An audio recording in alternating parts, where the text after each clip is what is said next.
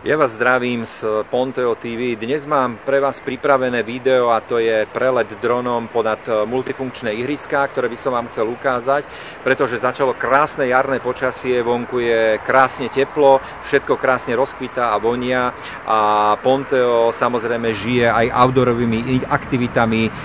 spojenými s týmito multifunkčnými ihriskami, ktoré sa nachádzajú za mňou. Jedná sa o 3 ihriska, jedno plážové ihrisko, ktoré môžete využiť na všetky plážové športy, ktoré si len viete predstaviť, a následne potom 2 multifunkčné ihriska, ktoré sú prioritne na tenis, ale samozrejme akékoľvek aktivity na spevnenej ploche, ktoré môžete využiť na týchto 2 multifunkčných ihriskách.